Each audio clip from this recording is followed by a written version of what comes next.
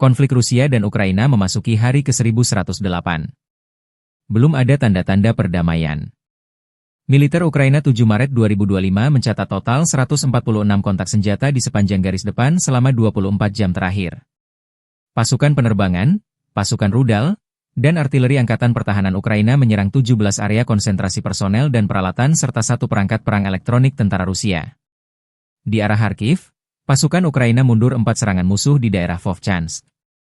2 serangan oleh penjajah terjadi di arah Kupiansk selama sehari terakhir. Pasukan pertahanan memukul mundur serangan musuh di dekat Zagrizhov. Musuh menyerang 16 kali ke arah Liman. Ia mencoba maju ke dekat Ivanivka, Balkazuravka, Yampolivka, dan ke arah Rihorivka, kata staf umum Angkatan Bersenjata Ukraina. Di arah Pokrovsky, pembela Ukraina menghentikan 19 penyerangan dan aksi ofensif agresor di wilayah pemukiman Promin, Dachenske, Kotline, Nadiivka, Ulakli, dan Andriivka.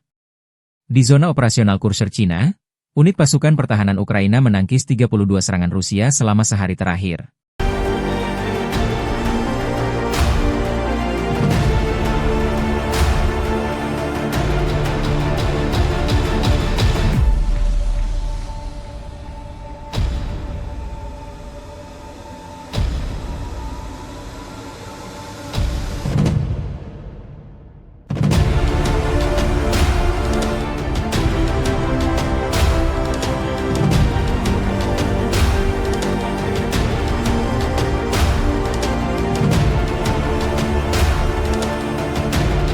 Download Tribun X sekarang, menghadirkan lokal menjadi Indonesia.